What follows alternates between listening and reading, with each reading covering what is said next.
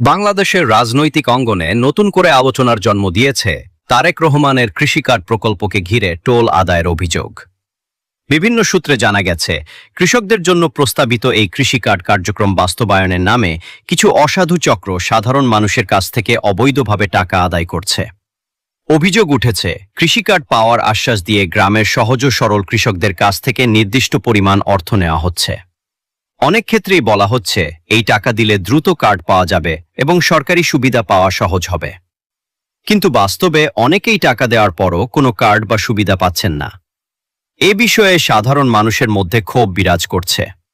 ভুক্তভোগীরা বলছেন, তারা প্রতারণার শিকার হয়েছেন এবং দ্রুত এর সুষ্ঠু তদন্ত ও বিচার চান। স্থানীয় প্রশাসনের পক্ষ থেকে বিষয়টি খতিয়ে দেখার আশ্বাস দেওয়া হয়েছে। রাজনৈতিক বিশ্লেষকরা মনে করছেন, এই ধরনের অভিযোগের সুষ্ঠু তদন্ত না হলে জনমনে বিভ্রান্তি ও অবিশ্বাস বাড়তে পারে। তাই সংশ্লিষ্ট কর্তৃপক্ষের দ্রুত পদক্ষেপ নেওয়া জরুরি বলে তারা মত দিয়েছেন।